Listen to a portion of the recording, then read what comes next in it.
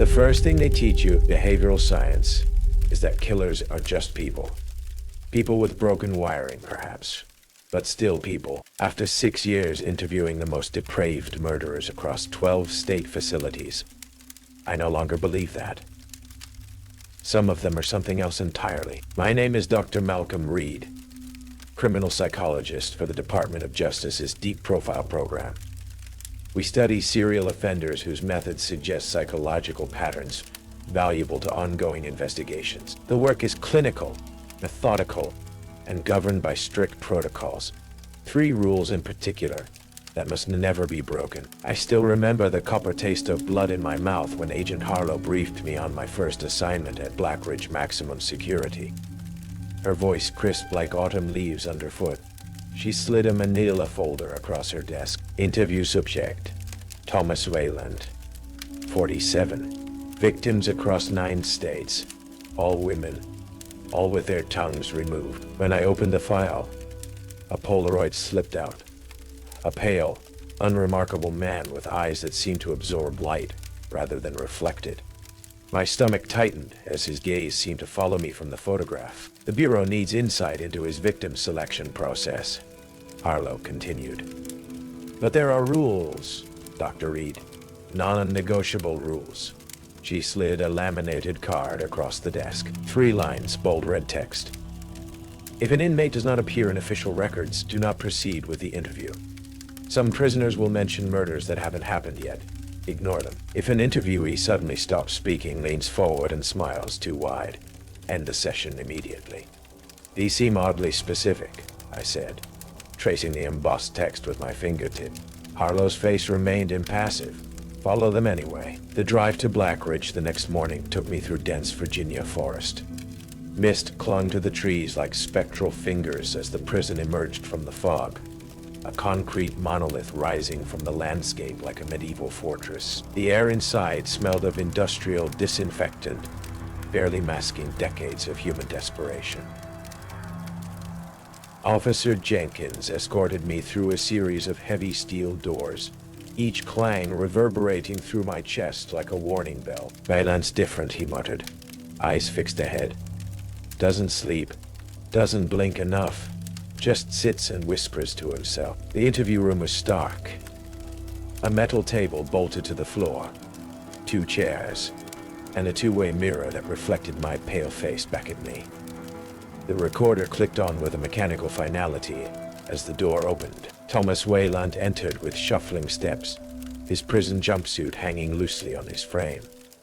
The photograph hadn't captured the most disturbing aspect of his appearance, his stillness. He didn't fidget or adjust. He simply existed, watching me with eyes that reminded me of deep water. "Good morning, Mr. Wayland," I began, my voice steadier than I felt. "I'm Dr. Reed with the Department of Justice." His head tilted slightly, as if hearing something beyond the room's silence. "You're new," he said, his voice surprisingly gentle. "They keep sending new ones. The others don't come back." A chill traced my spine. "I'd like to discuss your case, if that's all right." "My case?" His lips curled into what approximated a smile. "Or my work? Your victims." I opened his file deliberately. "Let's start with Eliza Pearson." Wayland's eyes narrowed fractionally. "She wasn't first, according to your conviction." "Records lie, Doctor." His fingers drummed once, twice on the metal table. "But you know all about following records, don't you? Rule 1. My blood froze. I hadn't mentioned the rules. There were others before Eliza," he continued, "and there will be more. After all, I'm just one voice in the choir." I remembered Rule 2. Ignore mentions of future murders. "Mr. Wayland, we're here to discuss your confirmed victims." His expression didn't change, but something shifted in his eyes, like watching a predator slide beneath murky water. "Did they tell you why they take our tongues, Doctor?" My pen halted mid-note. "The case file indicates you removed your victims' tongues." "No." He leaned slightly forward. "We remove them. All of us who hear the whispers, It's the only way to stop them from speaking the names. What names? His gaze slipped past me to the empty corner of the room. He stared at it with such intensity that I found myself turning to look. Nothing was there, but the air felt suddenly colder, denser. The names of those who could hear them too. 3 more interviews with Wayland yielded little beyond cryptic references to whispers and the choir. His file showed a concerning pattern.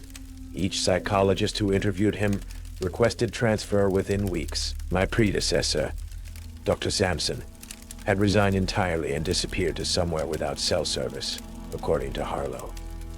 I found myself bringing Wayland's file home, spreading crime scene photos across my dining table. 47 women, diverse in appearance and background, connected only by the missing tongues and small precise symbols carved behind their left ears.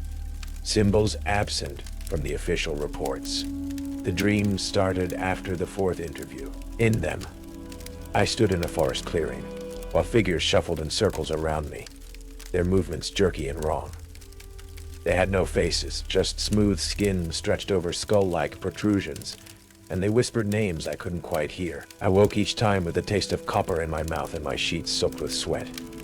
On my 6th visit to Blackridge, Jenkins met me at the security checkpoint, his complexion ashen. "There's been an incident with Wayland," he said, voice low despite the empty hallway. "Found his cellmate this morning with his tongue cut out, using a plastic spork, if you can believe it." My stomach lurched. "Is he dead?" "No." But he's not talking. Jenkins attempted a smile at his macabre joke before continuing. "Here's the weird part. Wayland was locked in his cell all night. No way he could have done it.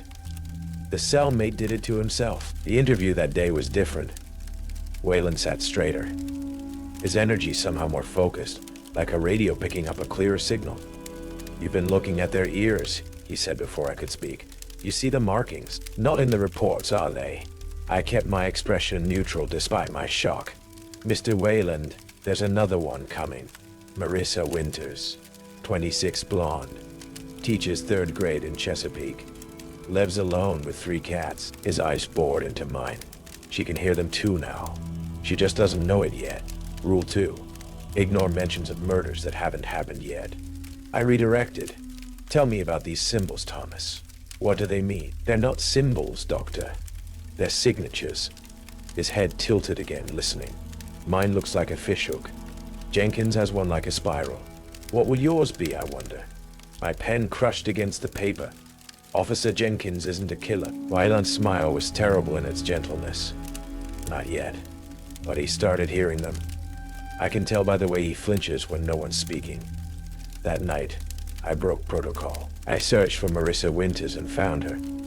A 3rd grade teacher in Chesapeake with blonde hair smiling from the faculty page of Lakeside Elementary. My hands shook as I closed my laptop and reached for the bottle of bourbon on my countertop. The television murmured in the background as I drank. Some late-night talk show providing white noise against the silence of my apartment. I must have dozed off because I woke to static on the screen and a crick in my neck. 3:17 a.m. The clock read. 17 a.m. The clock read. The static from the TV formed patterns if I squinted, almost like figures moving in snow. Between bursts of white noise, I could have sworn I heard my name whispered with terrible intimacy. I hadn't told Wayland my first name. The next morning, I called in sick. Instead of going to Blackridge, I drove to Chesapeake, convincing myself I was simply disproving Wayland's ramblings. Lakeside Elementary was a cheerful building with children's artwork plastered across the windows. I sat in my car across the street, watching as teachers and students arrive. Marissa Winters stepped out of a blue Honda at 7:45 a.m. She matched the website photo. Blonde, petite, carrying a tote bag covered in cartoon cats. But something about her made my chest tighten. She kept touching her left ear, her movements increasingly frantic as she approached the building. Just before entering, she turned and scanned the parking lot, her gaze passing over my car without stopping.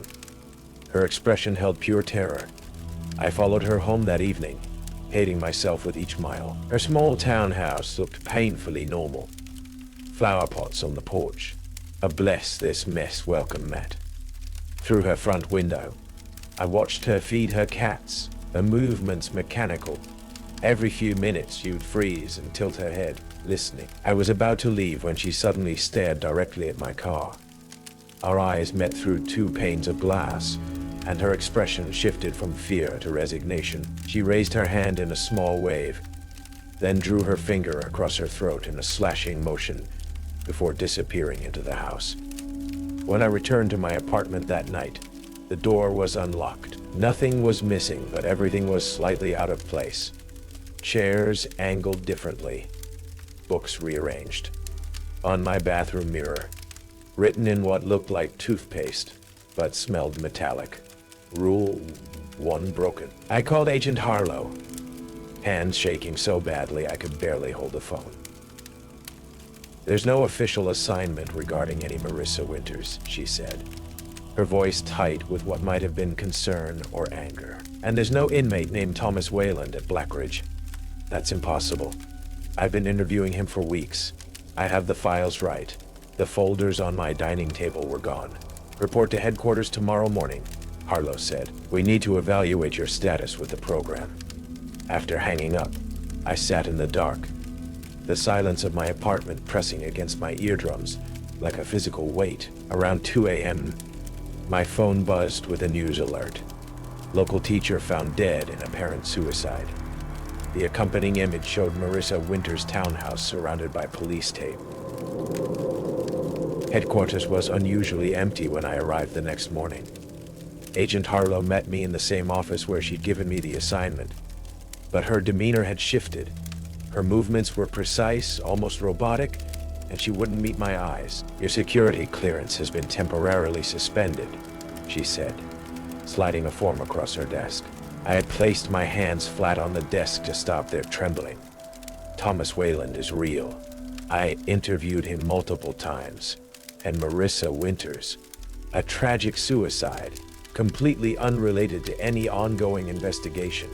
Harlow finally looked at me directly. I noticed she was wearing her hair differently, pulled back tightly to cover the area behind her left ear.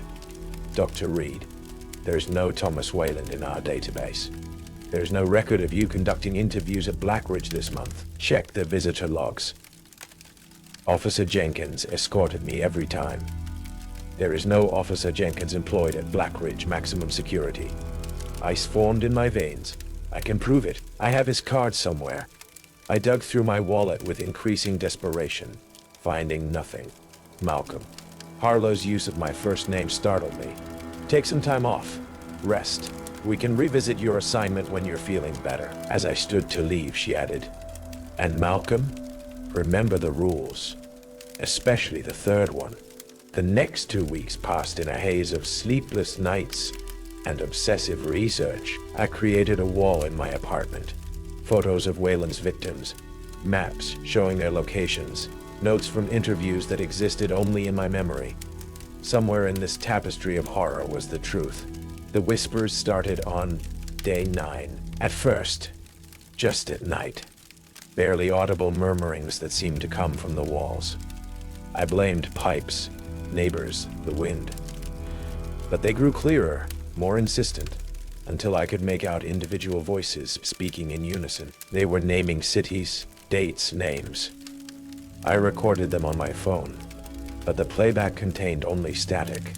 When I pressed the speaker to my ear, beneath the white noise, I swore I could hear a wet, clicking sound like a tongue against teeth. On day 12, I noticed the itch behind my left ear. When I examined it in the mirror, I found a small raised welt in the shape of what looked like a spiral, with a line through it. By morning, it had developed into a distinct symbol that no amount of scrubbing would remove. That same day, I received a text from an unknown number. "Miss you at Blackridge, Doc. Choir's getting louder. Cool." I drove to Blackridge immediately, convinced that seeing the prison would ground me in reality. The guard at the entrance gate looked at me with suspicion when I claimed to be conducting interviews. "No Thomas Wayland here," he confirmed after checking his computer. and no scheduled interviews for Department of Justice this month. What about Officer Jenkins? I asked, desperation creeping into my voice. The guard's expression shifted subtly. Haven't had a Jenkins here in... He paused. Must be 15 years now. 15 years? Yeah. Richard Jenkins worked here till he killed himself in 7. Cut his own tongue out, if you can believe it. Horrible mess. I drove home in a daze, the whispers now audible even over the engine's roar. They seemed to be coming from the passenger seat, which remained empty despite my constant checking. My apartment had been disturbed again. The research wall was untouched, but on my desk sat a small digital recorder I didn't recognize. A yellow post-it note attached read simply, "Play me?" I pressed play with shaking fingers. Static hissed from the tiny speaker, followed by my own voice. Interview with subject Thomas Whalen, April 17th. Then another voice, not Whalen's, but Agent Harlow's. Subject continues to respond well to cognitive reframing. Believes he is the interviewer rather than the subject. Memory implantation holding steady. My voice again, but confused, slurred. Where am I? This isn't right. Continue the protocol, doctor. A new voice, male, clinical. Subject exhibits classic signs of transference. He's adopting the persona of his interviewer as a defense mechanism. Quite common in deep cover operations. I don't understand, my voice whispered. I'm Dr. Malcolm Reed. I work for the Department of Justice. Laughter, multiple voices. You really believe that, don't you? Inmate 2317. The recording ended with a sound that made my blood freeze. The wet, clicking noise I'd heard beneath the static on my phone. I stumbled to the bathroom, violent nausea overcoming me. In the mirror, my reflection looked wrong somehow. My features slightly asymmetrical, my eyes too wide. The marking behind my ear had deepened, now resembling a stylized hook. The whispers crescendoed. And for the first time, I understood what they were saying. Your turn. Your turn. On my kitchen counter, I found a knife that didn't belong to me, crusted with something dark. Beside it lay a torn-out human tongue. I don't remember leaving my apartment or driving to Agent Harlow's house. My next clear memory is standing in her darkened living room, watching her sleep through her bedroom doorway. The knife from my kitchen was in my hand, though I don't recall bringing it. The whispers had reached a deafening level, a chorus of voices all speaking in perfect unison.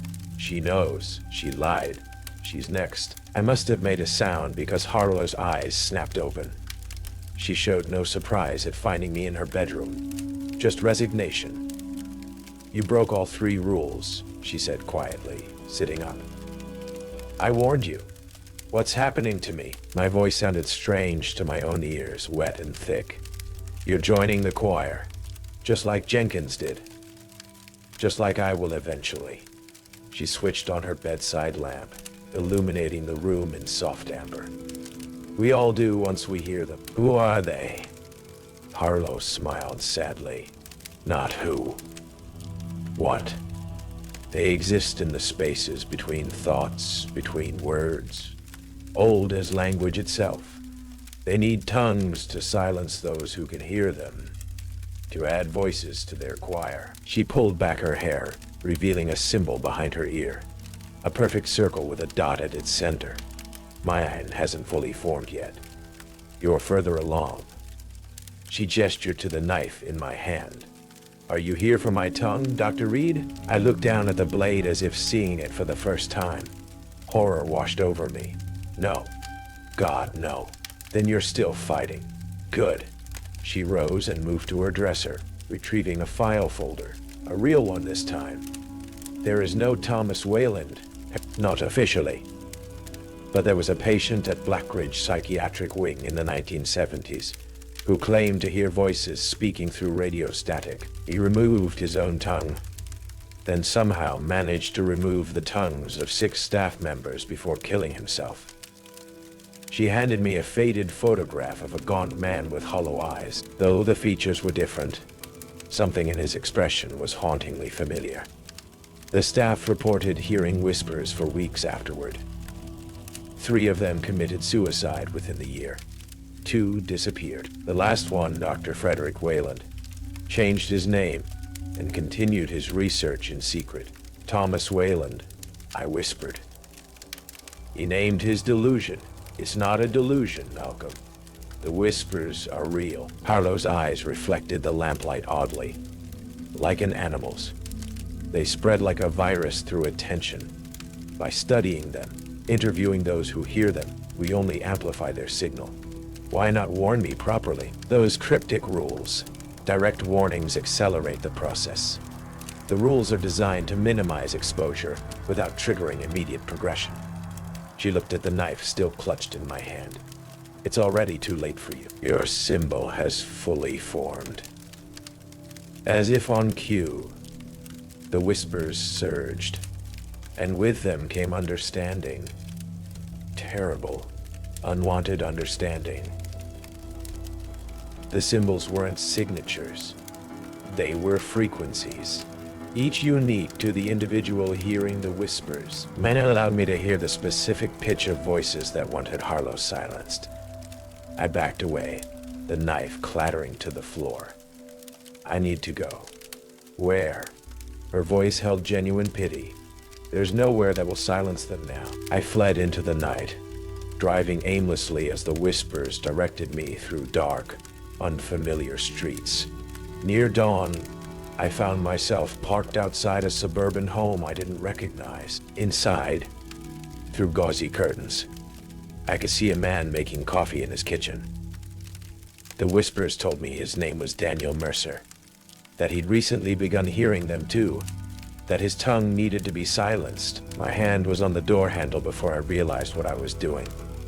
Horrified, I jammed the car into reverse and sped away, the whispers howling their disappointment. I checked into a motel under a false name, using cash. In the bathroom, I examined the symbol behind my ear. It seemed to pulse in time with my heartbeat, the skin around it inflamed and hot to the touch. When I pressed it, the whispers momentarily synchronized into a single, deafening command. Silence them. That night, I drove to a 24-hour department store and bought supplies, sound-dampening headphones, earplugs, a white noise machine, and a prepaid phone. Isolation might slow the progression. I called the only person who might understand, Agent Harlow. There's one option you haven't considered, she said after I explained my plan. Why do you think they want the tongues, Malcolm? The realization hit me like a physical blow. To silence those who can speak about them. Exactly. The tongue is how we spread awareness of them. It's how their signal propagates. So if I remove my own, you might break the connection, or become like Thomas Wayland, trapped between worlds. I don't know. She paused, and I heard her breathing change. They're getting louder for me too. We don't have much time. We need to document this. Warn others without triggering them. That's what the rules were supposed to do. Her laugh was brittle, but curiosity always wins. It's human nature to look deeper, to need answers. After hanging up, I began writing everything down, from my first meeting with Wayland to the whispers now constantly surrounding me. My handwriting grew increasingly erratic as the night progressed.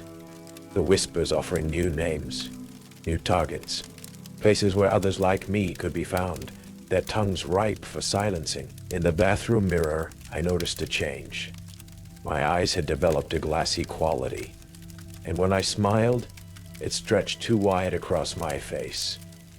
The expression reminded me of Wayland's unnatural grin, of rule number 3. The realization struck suddenly. Rule 3 wasn't about the interviewee smiling too wide. It was a warning that the interviewer was becoming the threat. By morning, the motel room walls were covered with my frantic writing. Names, locations, symbols I didn't consciously recognize, but my hand produced with fluid certainty. The whispers had segmented into distinct channels now, some urging me toward violence, others reciting what seemed like ancient texts in languages I shouldn't understand. but somehow did.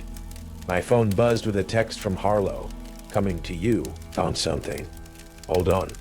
I paced the small room, fingers constantly returning to the symbol behind my ear, which now felt hot enough to burn. The mirror showed my deterioration. Bloodshot eyes, hair matted with sweat, lips cracked and bleeding from where I'd bitten them in my sleep.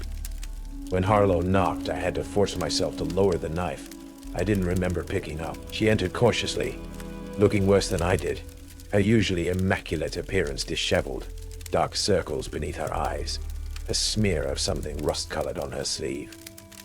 Is that blood? I asked, backing away. Not mine. Her voice sounded strange, slightly slurred. She opened her mouth wider, revealing a jagged wound where a portion of her tongue had been cut away. Compromise, she managed to say. Partial removal. Quieter now.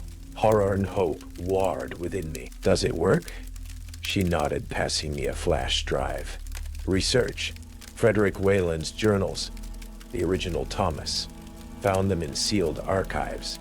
I plugged the drive into my laptop with trembling hands. The files contained scanned pages of handwritten journals dating back to the 1970s, growing more deranged with each entry. The final pages contained crude drawings of symbols, dozens of them, including the hook behind my ear and the circle behind Harlow's.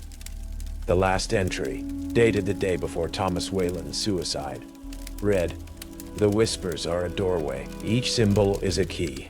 They don't want tongues for silence. They want vessels. Empty the vessel of its voice, and something else can fill it." I've begun the protocol on myself. Partial success.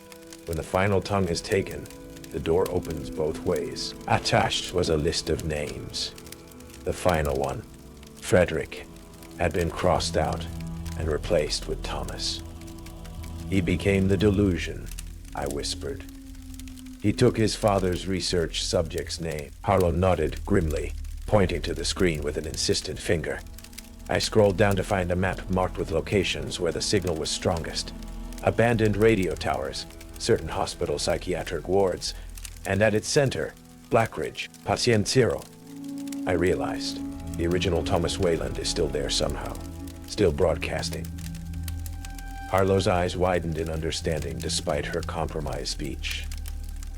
End the signal. The whispers rose to a screaming pitch as I contemplated this, as if sensing my intention. My vision blurred with their fury, my ears feeling like they might bleed from the pressure.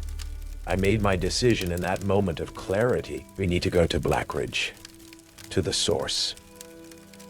Harlow drove while I huddled in the passenger seat, headphones blasting white noise that barely muffled the whispers. They had started forming visual hallucinations now. Shadow figures at the periphery of my vision, reaching with two long fingers. Every mile closer to Blackridge intensified their presence. The prison rose from the landscape just as before, but now I could see what I'd missed. Subtle patterns in the architecture that formed massive versions of the symbols. The entire facility designed as an amplifier. The guard at the gate stared at us blankly when we approached, his eyes glassy, a trickle of blood visible at the corner of his mouth. Without speaking, he raised the barrier. "He's one of them," I whispered. Harlow nodded, her knuckles white on the steering wheel. We parked and approached the main entrance. The whispers, now so loud they manifested as a visible distortion in the air around us, like heat waves rising from hot asphalt. No one stopped us as we navigated the corridors. The few staff we passed either ignored us completely or watched with the same glassy-eyed stare as the gate guard. "Psychiatric wing," I managed through gritted teeth. The pain from the symbol behind my ear, now excruciating. Sub-basement. We descended stairs that seemed to stretch impossibly downward, the air growing colder and heavier with each step. The lights flickered in rhythmic patterns that matched the cadence of the whispers. The psychiatric wing's entrance was marked with a symbol I recognized from Wayland's journals, a complex spiral that seemed to move when viewed directly. The door swung open at our approach, revealing a long corridor lined with empty cells. At the corridor's end sat a single room with a reinforced door. The nameplate read simply, Patient 0. Inside, we found not a person but a reel-to-reel tape recorder surrounded by speakers, still running despite decades of apparent abandonment. The tape had worn thin in places but continued its endless loop, outputting nothing but soft static to human ears.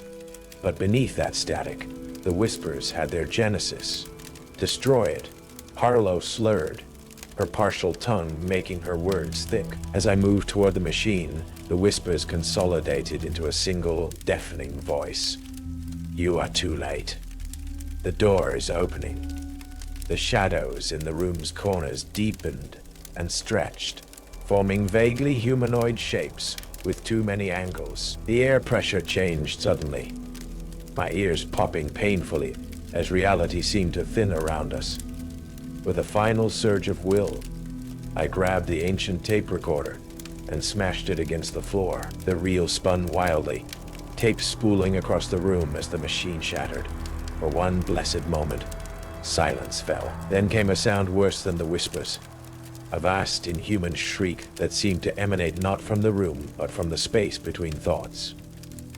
The shadows congealed into more substantial forms, reaching for us with appendages that bent wrongly. Harlow grabbed my arm, pulling me toward the door as the darkness gathered substance. We ran through corridors that stretched and contracted impossibly, past cells now occupied by figures who pressed against the bars, their mouths open in silent screams, their faces familiar.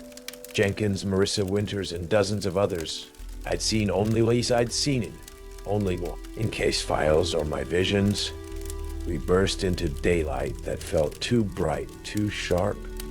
The prison behind us shimmered like a mirage, the whispers now audible, even without the amplification of the tape machine. They had found another way in the car, speeding away. Harlow turned to me with tears streaming down her face. She opened her mouth to speak, but instead of words, a sound emerged that made my blood freeze. The wet, clicking noise I'd heard beneath the static. Her eyes widened in horror as her mouth continued moving, the inhuman sounds increasing in volume and complexity. The symbol behind her ear had changed, deepened into something more complex that seemed to writhe against her skin. I realized too late what Frederick Wayland's journal had meant. When the final tongue is taken, the door opens both ways. By removing part of her tongue, Harlow had created the perfect vessel, not silenced, but transformed into a speaker for what waited on the other side. That was 3 weeks ago. I've been driving ever since, changing motels nightly, paying cash, avoiding cameras. The whispers have quieted to a constant but manageable murmur, like distant radio chatter. The symbol behind my ear has stabilized, neither growing nor fading, a permanent reminder of how close I came to becoming a vessel. I don't know what happened to Harlow. I left her at a hospital emergency room, her body convulsing as sounds no human should make poured from her mouth. The news reported her death 2 days later from complications related to self-inflicted injuries. I know better. Whatever came through used her until the vessel broke. Blackridge maximum security was closed due to structural concerns following an unexplained electrical fire. Satellite images show the building still standing, but altered somehow. Its shadows falling at impossible angles even on cloudless days. I'm documenting everything now, but carefully, encoding the true danger in seemingly arbitrary rules rather than explicit warnings. Direct knowledge accelerates exposure. Vague caution provides a chance of survival. The 3 rules I'll pass to my successor. If an inmate does not appear in official records, do not proceed with the interview. Some prisoners will mention murders that haven't happened yet. Ignore them. If an interviewee suddenly stops speaking, leans forward, and smiles too wide, end the session immediately. I've taken a position at a small community college teaching introductory psychology. From here, I can monitor for signs. Students who tilt their heads as if listening to something beyond human hearing. Colleagues who develop unexplained symbols behind their ears. News reports of tongues removed with surgical precision. The whispers tell me there are others like me. People who heard them but resisted the compulsion. We recognize each other by the symbols we carry and the careful way we choose our words, always vigilant against saying too much. Sometimes at night, when the boundary between waking and sleeping thins, I still hear Thomas Whalen's gentle voice. Records lie, Doctor. But you know all about following records, don't you? Rule 1. He was right. The most dangerous records are the ones that don't officially exist. The knowledge that slips through the cracks of rational explanation. The truths we can't bear to document. If you're reading this, you're already listening more carefully to the spaces between words, aren't you? That slight static in your ears right now isn't your imagination. And that itch behind your left ear, I wouldn't scratch it if I were you. Some doors, once opened, can never truly close.